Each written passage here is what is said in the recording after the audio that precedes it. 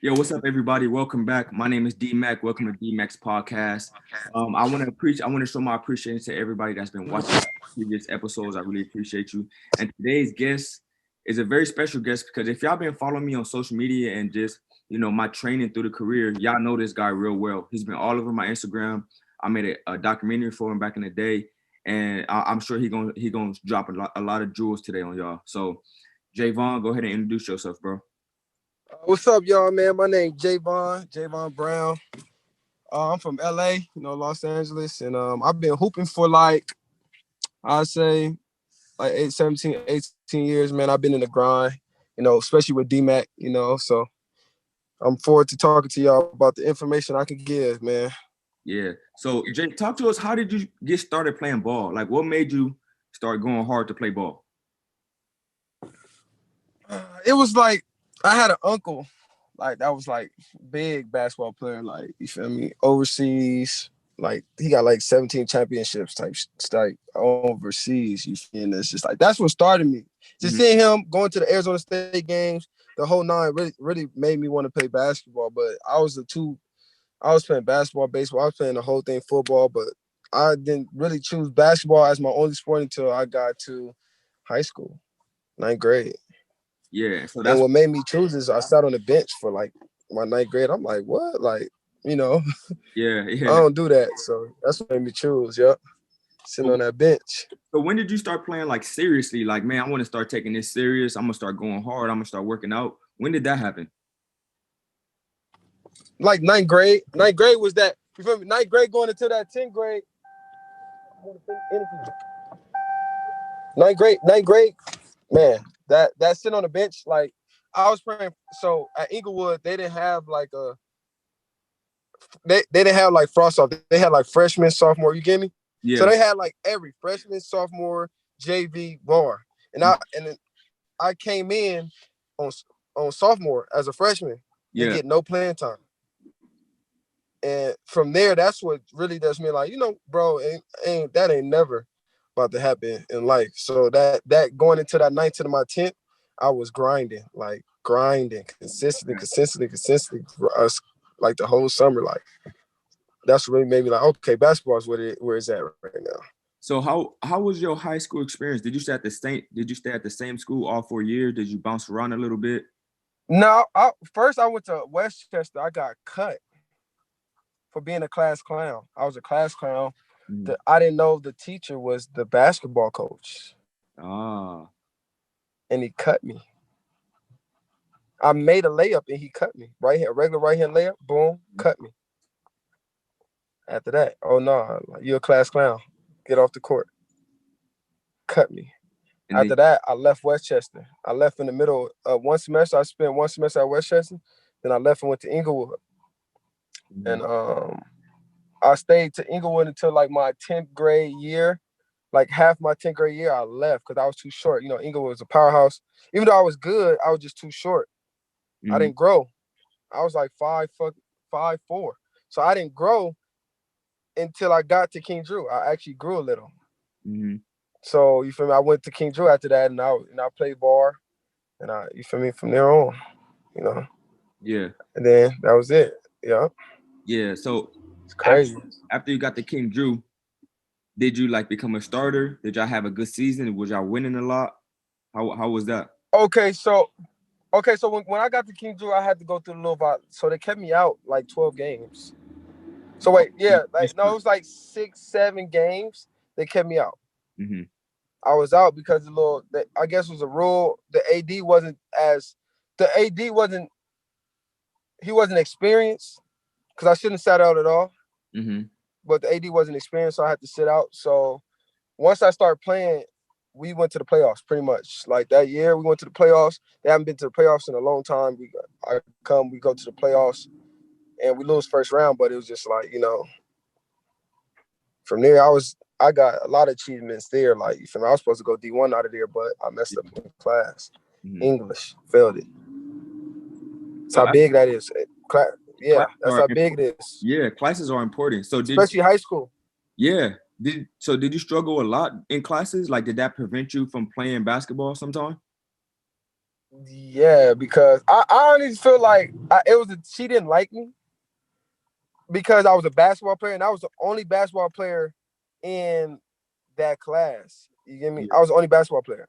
Mm-hmm. And I didn't smoke, no nothing. Like she sent me to the office for smelling like weed and I don't even smoke. Like if she was doing stuff like that, like somebody would say something, she'd tell me to shut up. Like, you know what I'm saying? But it's not me though. You know what I'm saying? So I just felt like I just gave up. And I shouldn't have did that, but I was just like, this woman don't like me anyway. Mm-hmm. So I just gave up on one class. One class. And but it's a main course, it's English. Mm-hmm. So I failed and scholarships went out the window from there. So what that's tough. What happened after high school? Like what route did you take after that? Did you take some time off? Did Okay, you so I took a year off because I wanted, mind you, I didn't grow that big, but I grew. You get me? I grew, but I didn't grow. I didn't grow that big, like, but I grew a little. And like, how many inches did I grow? I grew to maybe like 5'9", 5'10". I grew. You get me? mm-hmm. I had to sit out because it's just like I want to get taller. I want to get bigger.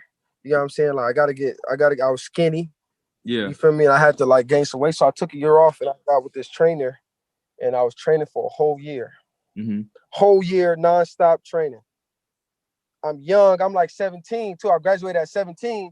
So it really wasn't no rush. Yeah. It wasn't no rush. So as soon as I that year, I went to my coaches, the Compton Coach Higgins and Coach B seen me play before, and Coach B called my coach and had me go over there. And that's how I got to Compton. I was killing. As soon as I got there, I was killing. I was killing older dudes. I'm only 18 years old, killing everybody in the gym. And that's how that started. So Compton reached out to you. Yeah, yeah. Coach B called my coach and Okay. brought me in. So Coach B came and got me from my house. oh, for real? Yeah, Dang. You must you yeah. gotta He be came a and got good me from player. my house. You gotta be a good player for that to happen. So you Riverside, my college coach at Riverside, he came to the hood. oh yeah. Yeah. Coach Coach Cuts came all the way to the hood, to the trenches to get me. That shows how much they wanted you. You must have Came to my house to meet been my real good. mom. Yeah, yeah, yeah. That was crazy. So It's something if a white coach yeah. coming all the way to LA, where it's grimy. You get me? To talk to you, to make sure I'm coming to their school, to make sure I'm gonna make grades, to make sure, yeah, So once you got to it's Compton, the grind. once you got to Compton, did you just you know have like that starting position? Did you feel like you had to grind to get that starting position, or was it kind of like Yeah, yeah. everybody knew you was the best guard, so it was like okay, we all know he the best. We just gonna let him take that spot, or did you have to actually grind to become that guy, like to get It everybody? was it was it was it was a little bit of both. D. It was a little bit of both. I had to prove myself in one day. So mind you, when I was there, that year of my first year, it was a lot of grown dudes. I'm only 18 years old. It's only two 18-year-old dudes in this building. It's me and Chris, one of my old teammates. Mm-hmm. Everybody else is 26, 30, 28. It's these are grown men. Yeah. I'm a young man, just turned 18. I'm in here. Dmack. One of their old dudes. Yeah. He told Coach Higgs, "Hey, bro, I don't even know him, but he's good. Mm-hmm. He's the best guard in here." So when I got there, that first day, I just killed everybody, just to make my presence feel known. I killed everybody. Every guard that was in there, I killed. I went at. I don't care. I don't even know y'all anyway. So I went at you. I went at every guard. I didn't care who you was. I don't care if you was here. I didn't care if you was a D1 guard. I went at every guard. That's just the mentality I had because I had to tell, hey, nah, I'm the best guard in here. That's just what it was. Yeah. I don't care about my age. I'm the best guard in here. And that's how it happened. I just came. First day, coach his one of his old dudes, like one of his main dudes, like, hey, bro, I don't know who this is, but hey, He's just the one. And that was how it went. So that was your first year. So you was at Compton for how long? 2 years? 3. I had a redshirt year, for my grades. So when I do, because I knew the way I was grinding, I knew I was gonna go D1. Mm-hmm. But then it's just like I did that year by myself with classes. So even though I didn't have bad grades, it's just like I had to have the classes to be transferable. I didn't take no transferable classes. So to me, I'm like, okay, if I sit out a year and do all transferable classes, mind you, Coach Tristan come in. Oh yeah, that's another reason why I took another year, because Coach Tristan came, which was who helped me through that and got me D1. That got the D1 people to look at me, got me D1 whole 9. When he got there, it's like, oh yeah, I'm taking the year off. They was trying to get me to play. Nah, nope, I'm taking the year off. I'm young. I'm only 18. At the end of the season, I'm still 18. 1 year, I'm gonna be about to turn 19 when next season starts. Already played the season. Only gonna have 1 more season. You get me? So I'm going to college 1920. Yeah. That's cool. So I had to sit out. I was there 3 years. I sat out 1, and all I did was grind it. So it's like I repeated that year I sat out. I repeated it again. Grind the whole year to put me in position. I knew I was going D1 because of my grind. So I wasn't really tripping on, you feel me, all that. I just knew I was going D1. I was positive I was going D1. So I just had to make sure I had the grades to go D1. So that's when you realized, like, I'm good enough to play D1 when you was at Compton. Yeah, that's what I knew. No, when I was in high school, I knew it. Mind you, I had Oregon State in the gym when I was in high school at King Drew. I failed English. They was asking my mom they didn't even know that was my mom. They asked my mom. You can ask my mom. They asked my mom, hey, who's that kid? You got all the people coming to me after the game, like, hey, Oregon State was asking about, like, who Jayvon Brown? Like, where you at? The whole 9. If I would have just passed English, I would have never went to JUCO. I would never went JUCO, but I didn't pass it. So I want to talk about that year when y'all made it to what, 2nd round at Compton? 3rd. We made it to the 3rd. Third. Yeah, because remember we had a bye first. We had a bye. Oh yeah. So yeah, we had that bye. Talk to me about that year. What separated that year from all other years, and how were y'all so good? Because y'all record was something crazy. Like, what was y'all record, like 20? Yeah, it was 27-5. Yeah. 27-5. We only lost 5 games. So how was y'all so that year? Mind you, it's crazy. I feel like it's crazy how God works, because, so mind you, it's all from the year I sat out. You got to look at from the year I sat out to that year. So mind you, when I was sitting out, I was only on the practice squad, right? Mm-hmm. Coach Tristan come in. Coach Tristan is one of the best coaches, JUCO, getting all players out. He's been doing this for years. He can get anybody out. That's his rep. Coach Tristan is the man. Mm-hmm. You feel me? Got all the plugs. Mm-hmm. He come in. My best friend that lived with me come too because of Coach Tristan. Mm-hmm. Right? Yeah.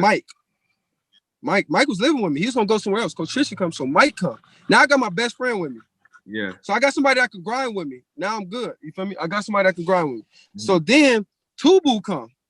Oh yeah. Then Pooh come. Mm-hmm. And then Day get kicked out of practice. Coach Tristan go get Day. Mm-hmm. Congo come out of nowhere. Kyrie come out of nowhere. So mind you, we getting all these Vaughn come out of nowhere. Mm-hmm. Zoe was there, then Zoe play. So mind you, we got all these D1, D2 dudes on one team. You get me? So that year before, packed our year up. Packed our year up for next year. We got packed up that year. That was our practice squad. Our practice squad was me. My practice squad was me. Congo, Day, Zach, Vaughn. Zach and somebody else.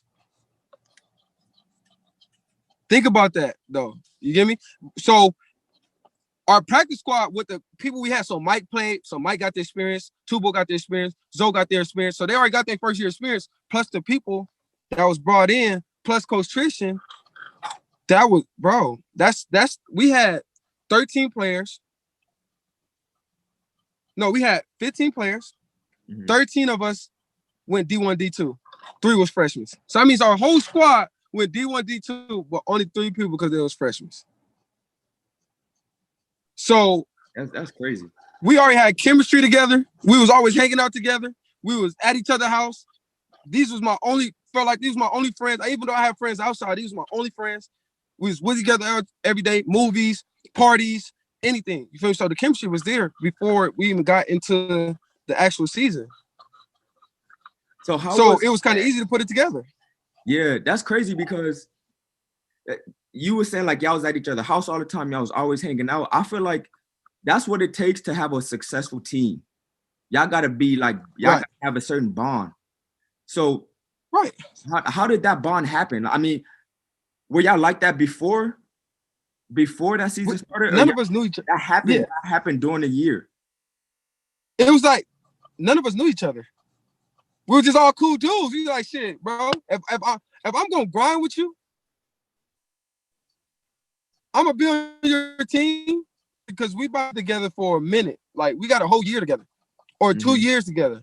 At the end of the day, if we on the same team, you might as well be my brother because we got to go through it or not. You know what I'm saying? Together, we got to go through it. You know what I'm saying? So it was kind of easy for us because we was just all cool dudes, bro. We didn't have egos, even though we could have. We D1, D2 players in here. We could have had egos. Yeah. But we didn't, though. You get me?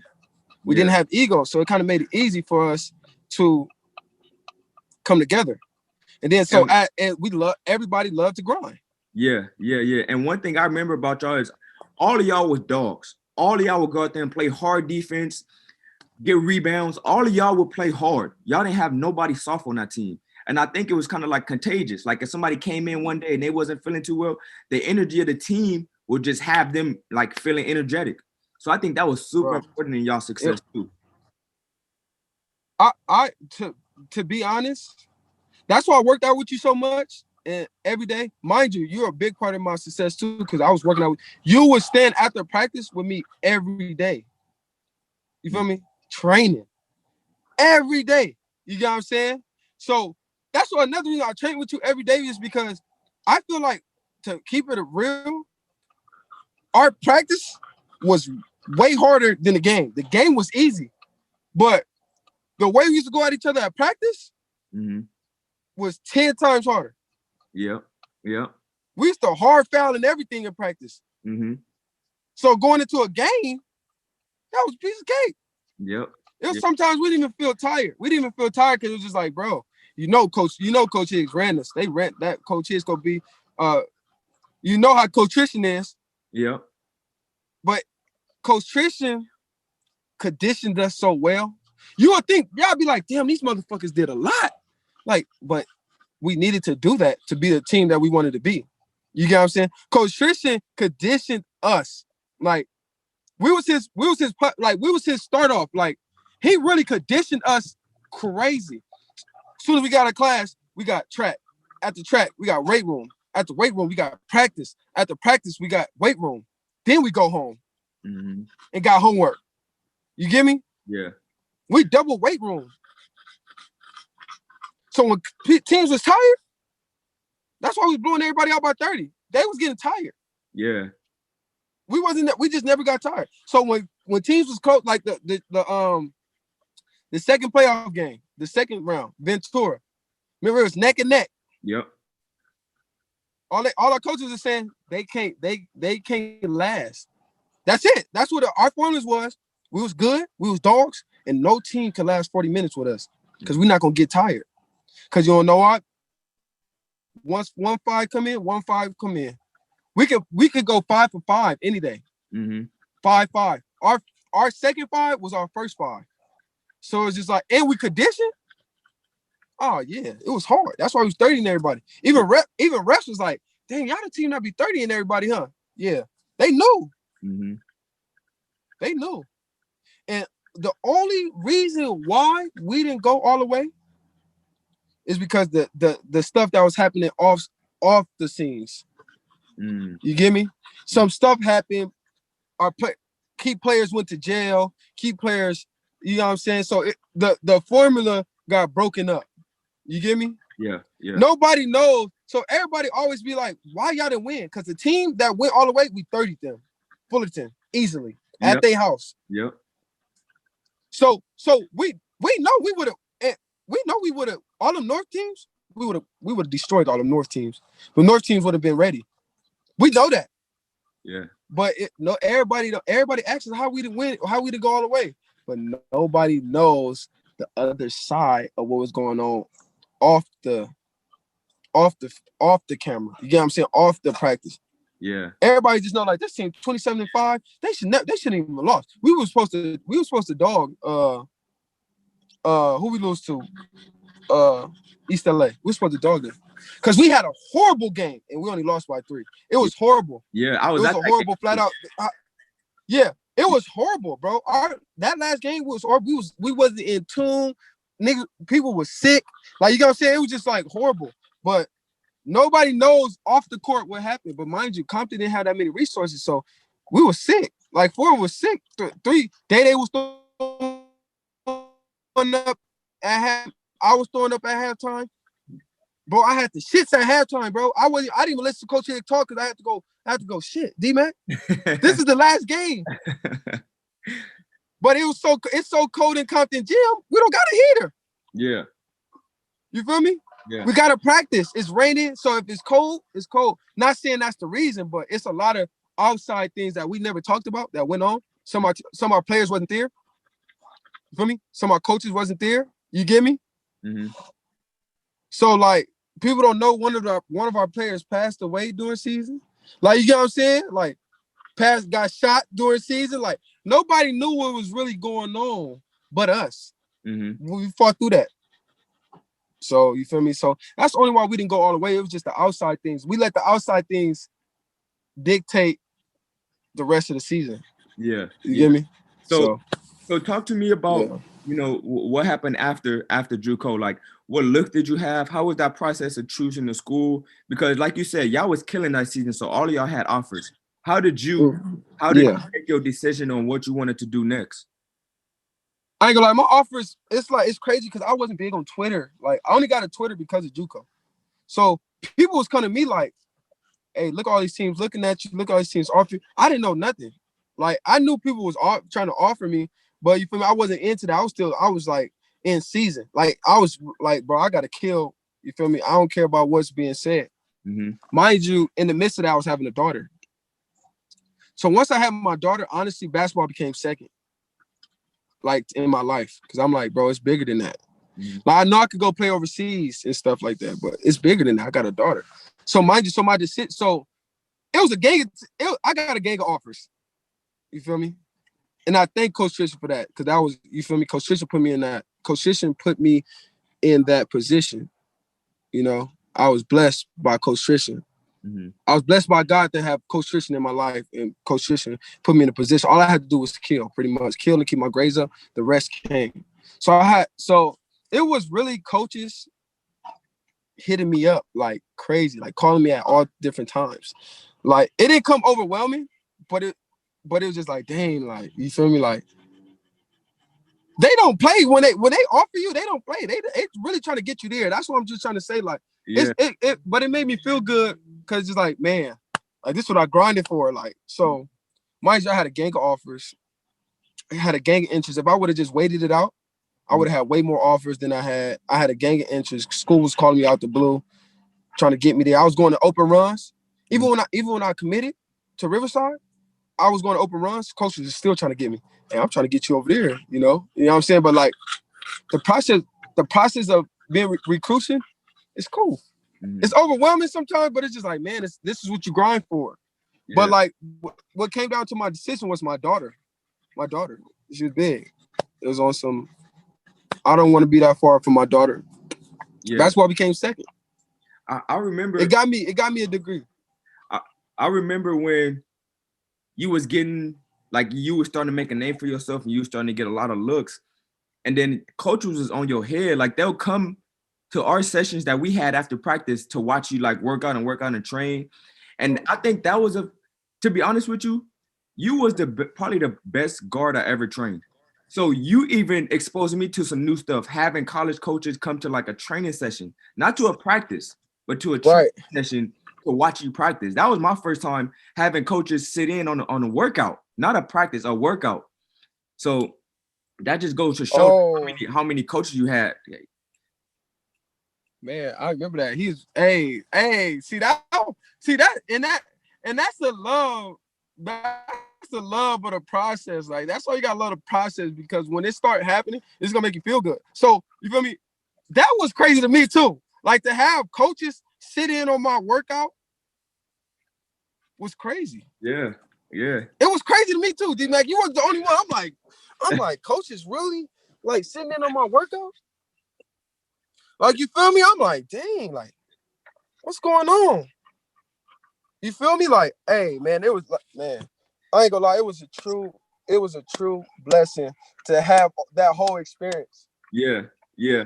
I would say, I mean, I'm just on the outside looking in, but I would say your years at Compton was probably the highlight of your career, because what I'm about to ask you about now is how was it when you went to Riverside? How was that experience after you had, committed and got there? How was it when you got there? Was it what you expected? I loved it. As no, it wasn't what I expected, but the players, I love my teammates. Them was my dogs. So I really love the players. Them was like my boys. But I was a fast-paced guard because of Compton. That's what Compton was. Yeah. With fast pace. They was trying to transition into a fast pace, but they was slow pace. That's why they came and got me. I like to throw the ball ahead. I'm a fast-paced guard. That's what I do. I play that tempo game. Yeah. They was trying to transition. So it kind of hindered me because it was just like they didn't really know how to do it, but they were trying to transition into it. Mm-hmm. You get me? Yeah. Yeah. And I got hurt. So I really didn't get to experience what I wanted to experience in college because I messed my ankle up. Mm-hmm. And I was out for a long time. You feel me? Yeah. I went into depression. I was depressed because of that. And I didn't know I don't know, bro. It's just the injury that was it. And it's kind of hard when you go through injuries because, like, man, I just did all this stuff. Yeah. Yeah. To get injured. Mm-hmm. I got where I wanted to be. To get injured. Tried to come back. Played one game. No, played 2 games. Got injured again. I'm done. Can't get the year back because I played in conference. Yeah. Yeah. So I'm trying to get my groove back within a week. And got hurt again. Damn. So it wasn't then I leave Riverside, I go to Dominguez. Get hurt again. Yeah. Try to get my groove back. Get hurt again. Same ankle. Done. I'm done. Wait, every time it was the same ankle? Same exact ankle. I got hurt 4 times in the same ankle. Mm. So I wrapped it and did the whole 9 and still got hurt in the same ankle. Man. And every time I got hurt, I had to sit down. I had to sit out for months. It wasn't just like no 1 week. I had to sit out for months. So me trying to get my groove back in short periods of time, no conditioning, no nothing. Mind you, I'm a dog. I passed. So my team, they conditioned, right? They had days of conditioning. I did my conditioning in 2 days. What they did, I did mine in 2 days. Yeah. Off of injury. That's just the dog in me because I want to play. But get into this, getting my game back. I just never had the time to get it back because I kept getting hurt. So being injured, it's gotta suck because you also taking classes, you also in school, so you gotta complete these classes. And for me, I remember when I was in college, I was really just thinking basketball, and school is going. I'm gonna do my schoolwork, but really I'm here because I want to play basketball. How was that? Like, Right.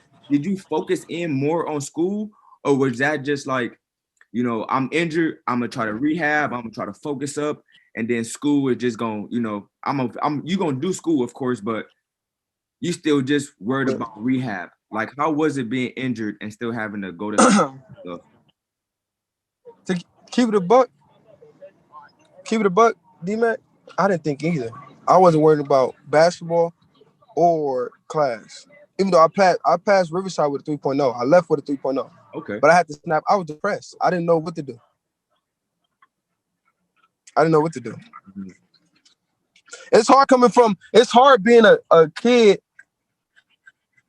in poverty. It's hard being a kid in the trenches. I make it out playing basketball and I'm hurt. Mm-hmm.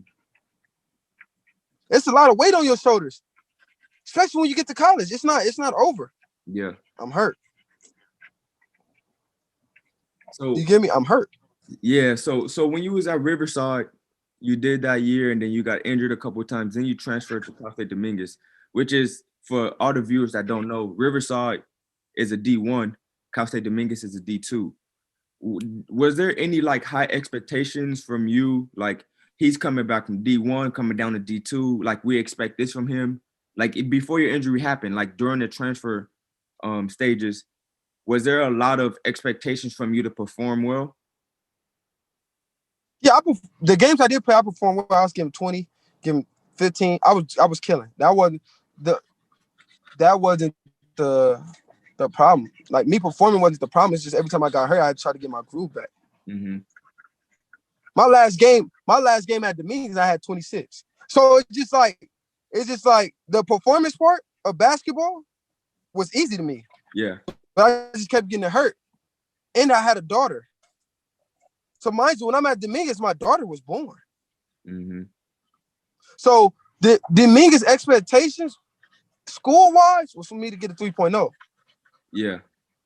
Mind you, I got a daughter. Now. I'm young with a daughter. And I keep getting hurt. And y'all want me to perform. And y'all want me to go to class. Mm-hmm. It took a toll on me. Mm-hmm. It took a toll on me. Yeah. It did. Dang. It took a toll. It took a big toll. It's hard. It got hard. So I got I think I got a young viewers on this podcast. If you had to give some advice to somebody that's dealing with injuries and they trying to recover or come back, what advice would you give them? Pray. I think the biggest thing that helped me out was God in that transition. Because mind you, I didn't have nobody. Not saying I had my mom and stuff, but in the depression, I was in Riverside by myself. So like, if you go through it, I feel like you should pray or find somebody you can talk to, because you got to get off your chest, bro. But always know it don't rain forever. You get me? Mm-hmm. It don't rain forever. I think the biggest thing that I can take from that injury was God, because that's when I start really like dialing in, and that helped me, and that's what helped me snap out of it to where I got my grades up. So for all the people that's hurt, just know it don't rain. It don't rain forever. Look at it as a blessing to figure things out and map your things out. Because mind you, when you in basketball and you're constantly going, you can't really think and map things out. You just waiting for things to happen. Mm-hmm. So look at your injury as a blessing, because now you get to sit, evaluate, see how you're gonna get better, see how you're gonna get stronger, see how you're gonna become a better man and a better basketball player, and map your things out. Because when you playing basketball, you can't map it out. You just going. It's like, okay, oh, you get off of here, you get off here, you get off here, you get off here, you get. It's just like, you feel me? It's just step by step. The cycle do not stop. Yeah. But when you get hurt, you get the. Not saying you want to be hurt, but it's just like, if you are hurt, take a deep breath, pray, and then just map yourself out, evaluate yourself. How can you get better? Look at it as a blessing instead of a step back. Mm-hmm. So I feel like that's the best thing they could do. I'm glad I did go through that, because you feel me? I do be around a gang of basketball players, young ones, and they ask me questions. So look at it as a blessing, and look at it as a positive thing instead of a negative thing. Because if you look at it as a negative thing, you ain't gonna grow from it. Yeah. But if you look at it as a positive thing, you're gonna grow from it. You're gonna get better. You're gonna come back stronger. You get me? And you're gonna be a better player than what you was if you look at it positive. So just look at it positive. Don't think of it as a negative. Cool. So there, I get that's like my main thing. Yeah, that's some good advice. That's some real good advice. So besides basketball, what other things do you do? Like now that you're not in college no more. Like, what do you have going on now? Like, what other hobbies do you have beside of basketball? So right now, I'm trying to get into coaching because I do know how to coach. I know how to train. I know how to do all that stuff. But I really just want to be a coach. That's like my main purpose. I want to be a coach. So right now I'm in a transition of coaching, and I have, of course, I have a shoe store Yeah. that I have I have a clothing line. I have a couple businesses that make money. I got my clothing line that's making a nice amount of money. I got my shoe store that's making a nice amount of money. That's like two of my main little resources right now. Mm-hmm. And coaching, and then pretty much, man, I'm about to just save up and then just see what God got in store for me. But Yeah.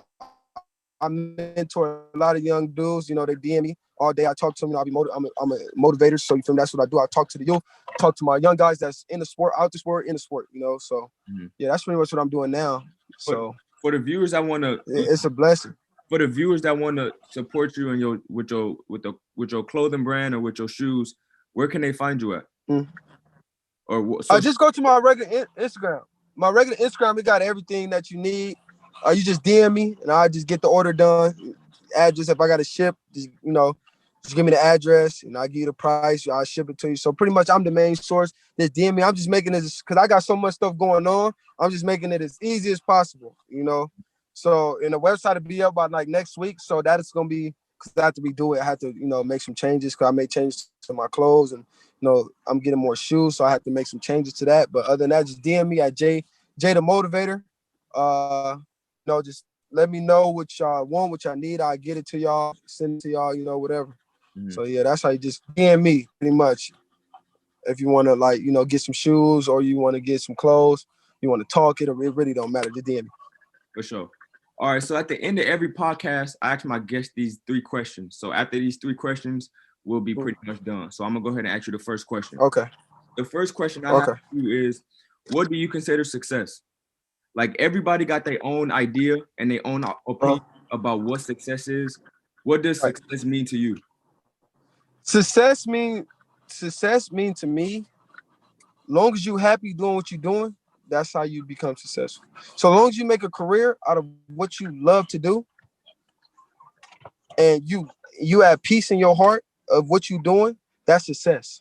It's not the money, it's not what you got, it's not the material things, it's not the status of you, it's not nobody else getting like somebody else. As long as you're happy in doing what you're doing, you're happy in your life, you're just happy overall, that's success. That's me. Money is not just because I got $1 million don't mean I'm successful. If I'm happy coaching and I made a career out of it, you're successful. That's success to me. Okay. Cool. All right. So the second question I got for you is, so have you seen the movie The Matrix? Yeah, I seen it a long time ago. I haven't seen it in a long time. I haven't seen it in a long time. So in the movie, Morpheus confronts Neo about taking a red pill or blue pill. So I'm about to ask you that same question. If I confront you and I ask you, okay, take the red pill. The red pill is, if you take the red pill, then you're going to be exposed to all the truth, all the craziness that's going on in society, all the stuff that's happening behind closed doors. You're just going to be exposed to all the information and all the truth. That's if you take the red pill. If you take the blue pill, then you just going to, live your life, have your family, live your day-to-day life, and you could just like be normal. You don't got to worry about all that other stuff. So I'm asking you, would you take the red pill and be exposed to all the, or would you take the blue pill but just live your regular life? You know what, Dmack? I'm gonna take the blue pill, because as long as I got God, I really don't care what else is going on. So you get me? Because I know God's gonna protect me from whatever's going on in the real life, whatever's going on, all that, I really don't even care because as long as I keep my focus on God, I'm good. So I'm gonna take the blue pill. Just let me live my life. Let me have my family. Let me just do what I do and mind my business with God over here. And then all that other stuff that's going on, you can leave it to the people that want to know about that. Yeah. Me, I just want to focus on what makes me happy, and that's God, my family, my kids, and my life. You get me? So I'm taking the blue pill. That's important. You said focusing on what makes you happy. Man, that's right. So important. That's so important. Man, I respect for real. That. So the last question I got for you is not really a question. It's a statement or a message that I want you to leave to yourself. So let's say the future Jayvon, 5 years from now or 10 years from now, watch this or listen to this podcast. What advice or what message would you leave yourself to hear in the future? Or leave a message for yourself. That's a good one, D. That's a good one. The message I leave to myself is keep your focus on God and everything will work out. That's what I tell myself. Stay in God, love God, appreciate God, and everything else is going to work out. That's what I tell myself. Stay focused on the grind in God and everything will work out. For sure. That's it. That's what I tell myself. You're a real man of faith. You're a real man of God, and that'll go a long ways. And I'm sure that a lot of our listeners and viewers are going to relate to that. For real though. Yeah, man. But that's all the questions I got for you today. I really want to thank you for joining the podcast, man. I appreciate you sharing your story with us. Man, you already know, D. Whenever you need me, man, hit me, man. You already know, bro. I got you, bro. For sure. You already know. And in the future, we could probably have you on again in the next, few months or a year, just to see where you end up and how your career is going, bro. All right, for sure. Just let me know. DM me, D. Call me, text me. You already know. I got you. For sure, fam. Appreciate you, man. All right. Appreciate you, family. All right. All right. So for all my viewers, I want to thank you guys for watching again. I hope you enjoyed this episode. Like I told you guys at the beginning, me and Jayvon go way back. We used to spend a lot of time, a lot of hours in the gym putting in work, and it showed. He got a lot of D1 offers. He did his college career. He spoke about how he got injured a few times, but it still shows that when y'all put in the hard work and you got the right people around you, that you can make it to wherever you want to get to. So again, thank you guys for watching. Stay tuned for the future episodes that we got coming up.